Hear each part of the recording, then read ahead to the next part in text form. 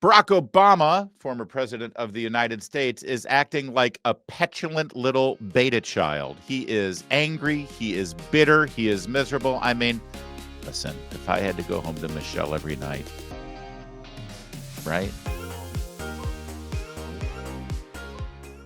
He appeared on the final WTF podcast hosted by Marc Maron, and he lamented about, I'm sorry, what now? I apologize. I'm told it's pronounced Marc Maron. Marc Maron. He lamented about how his legacy has now been flushed down the toilet because President Trump has pretty much rewritten the game. Notice how he won't even say Trump's name.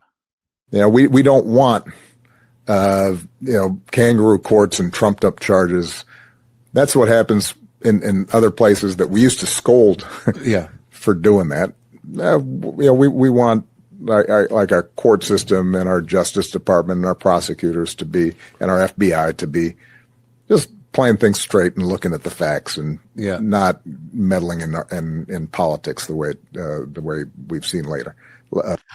I interrupt this sad, pathetic little man's rant to remind everybody that it was this guy right here who actually directed his FBI, his CIA, and his entire intelligence community apparatus to ignore the evidence that they had in hand and come up with a fake intelligence community assessment on the 2016 election and blame Vladimir Putin for successfully winning the election for Donald Trump, even though there was no evidence to support it. We know that now, and he acts like, well, probably correctly, that the WTF Marc Maron audience doesn't actually follow the news or have those facts at their disposal. But you do, so I just wanted to remind you to put his statement into context. More from Barack Obama. Please, Mr. President, tell us more about what you think. Lately.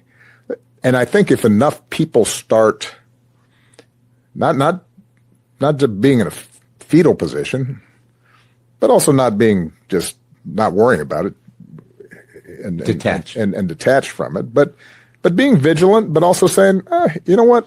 Enough of this we can stand up to this. We can call it like we see it. Yeah.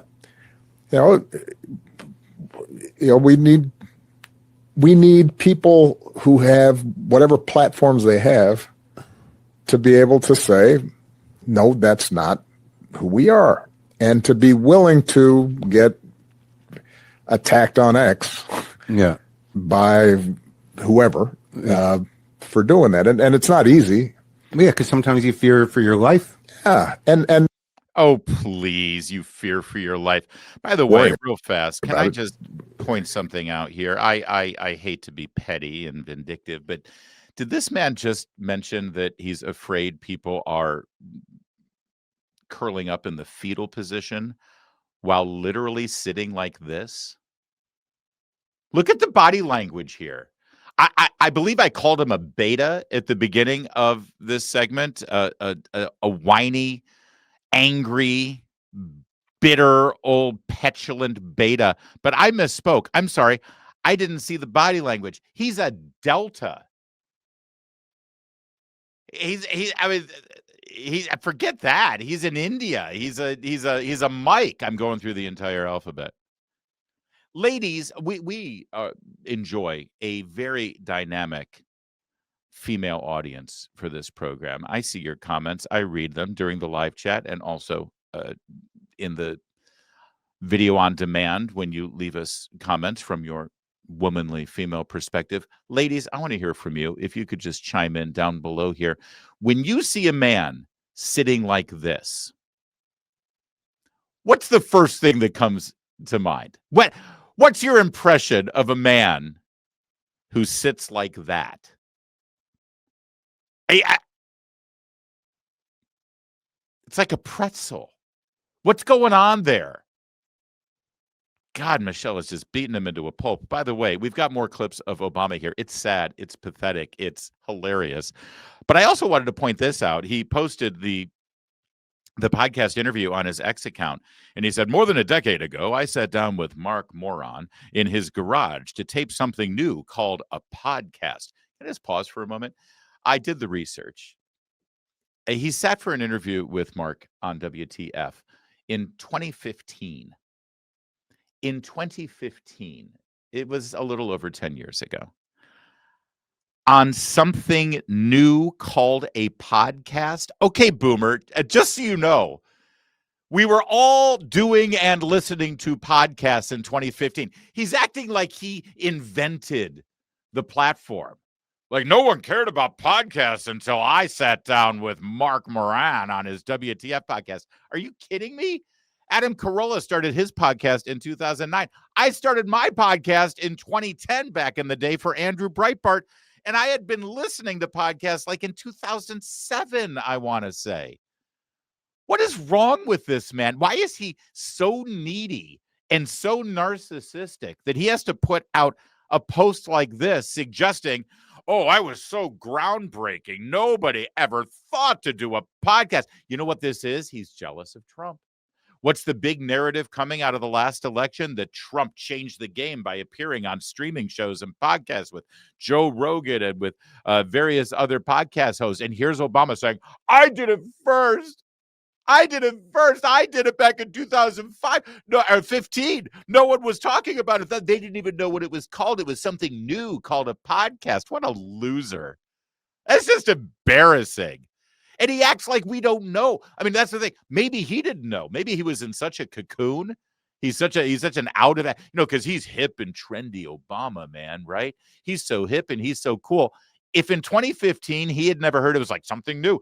Hey, what's this podcast thing? Is it new? If he truly didn't know what podcasts were in 2015, he is the boomerest of all boomers. What a jerk. All right. But I'm petty. Let's move on from that and get to the substance of what the former president had to say. And as you listen to this, just reflect in your mind that not only did Donald Trump defeat Hillary Clinton, not only did Donald Trump defeat the establishment Republicans who were driving our party into the sewer, not only did he defeat Joe Biden, with Biden historically leaving the race so he didn't even have to face election day. Not only did he defeat Kamala Harris, and as I've told you, not only did he defeat the legacy dominant corporate media, but as you watch this, recognize, please, in glorious, glorious exaltation, that he defeated Barack Obama too. This is a defeated man. I mean, what was unusual for me was obviously a lot of what I represented. Yeah. A lot of what Michelle and I had tried to project, the values, our thinking about America.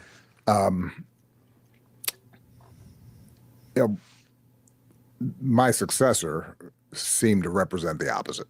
Right. Not seemed, did. Yeah. And so I think there was a lot of anger, a lot of sadness, some fear among a big chunk of the country. And I mean, that's pathetic. Again, did you notice he can't say Trump? He has to say my successor. But I just want to point out the narcissism here for a second, in case you missed it. Let's watch the beginning of this together. What was unusual for me was obviously a lot of what I represented. Yeah. A lot of what Michelle and I had tried to project, the values, our thinking about America.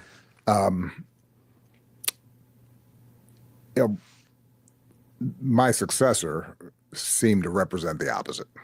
All right. Now understand what he just said there without actually saying it, although he did say it.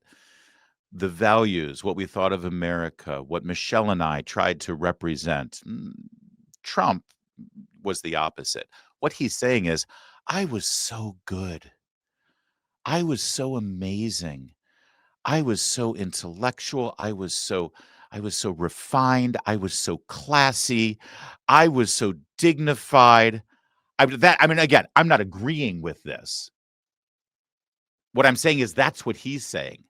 That's the kind of narcissist. That's the ego that we're dealing with here. That's what, read between the lines. Everything that we represented. Well, what do you mean? What did you represent?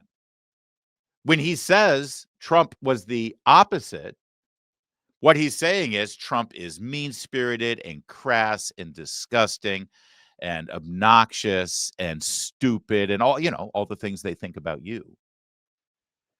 And so by drawing this contrast, what he's really doing is boosting himself. What he's doing is bragging about how transcendently wonderful he is. God, what a prick. But here's the thing. Just like we spoke about earlier in the program, the narrative in the media is starting to shift, not just about Trump giving him the praise that he deserves for what happened in the Middle East, but watch this on CNN from Abby Phillips, of all people. When Barack Obama put out a statement on X about the Middle East peace agreement, he refused to name Donald Trump. That's how mean and small and petty and vindictive and churlish and narcissistic this tiny little man is. And Abby Phillip of CNN called him out for it. Honestly, it's not unfair to say if President Obama's going to write a whole post about a peace deal, maybe he should acknowledge the president that brokered it. If Donald Trump gets a peace deal, he deserves the credit. It's just that simple. And I'm sorry, but when Barack Obama loses Abby Phillip on CNN, the times they are a-changing. Now, Donald Trump, for his part, while he was delivering his remarks in Jerusalem to the Knesset, he couldn't resist taking a little swipe of his own. In the Abraham Accords, we have to join up and get together. You can have that whole thing filled out. We had a very weak administration, worst president in the history of our country by far. And Barack Obama was not far behind, by the way.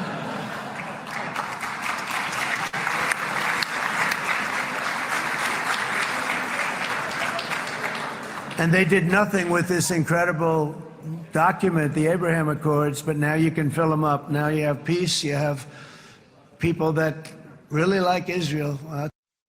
That's fun. That's a lot of fun.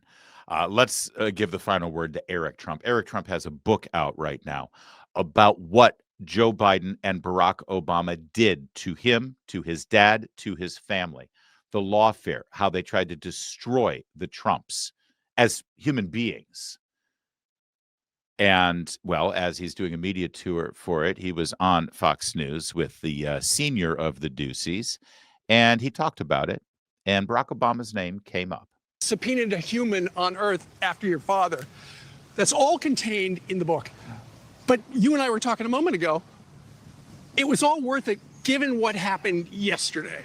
They wanted to impeach us. They had the dirty dossiers. They had the smears. They had countless indictments, 91, right? They tried to silence our voice, the gag orders, to taking us off of every social media platform, taking him off of ballots in every state. I mean, we probably spent $400 million defending ourselves against absolutely nothing because they want to take us down. And then I'm watching my father yesterday, and you have the most iconic peace deal ever, right? I mean, a deal that Obama said would never happen, Hillary said would never happen, Joe Biden, I mean, he was asleep at the wheel and AutoPen was running everything. Clearly, he wasn't making this thing happen. And I watched my father and all the good that's being done, all the millions of lives that were probably saved by having peace in the world, all these countries coalesce together. And honestly, Under Siege was worth it. The siege, the hell that they put us through, the way they tried to destroy our lives. After seeing what happened yesterday, honestly, it's all worth it. The entire world is proud of him, and certainly as a son, I'm incredibly proud of him. Well, and as an American voter, we're pretty proud, too. And I want to leave you with that. We've got one more segment coming up, though, by the way. Don't go anywhere. But I do want to leave you with that thought as we wrap up this conversation about Barack Obama, because the fact of the matter is, I think I can speak for you if you're politically aligned with me. It hasn't been easy over the course of the last 15 or 20 years with the rise of Obama, the vitriol that we've seen in the media, in the pop culture, on your own social media pages. If you disagreed with the policy that Barack Obama had, you were labeled racist. And trust me, Barack Obama encouraged that kind of political discourse in this country. It was his shield and it was his weapon, and he loved it. And he used it whenever he could. He didn't care if you or your family or your reputation was being destroyed because you actually disagreed with somebody on their policies, that you didn't want to transform America as Barack Obama attempted to do and almost succeeded at doing. But the fact of the matter is, the hell that you've been through, the hell that Trump and his family has been through, the hell that our country went through over the last many years, well, the truth catches up to this garbage. History catches up to this garbage. And we're at a point right now where history is starting to have its say. And, well, it's nice, isn't it? To be on the right side of history. And it's absolutely gratifying to see the likes of Barack Obama curled up in his tight little knot, recognizing that he's on the wrong side of it.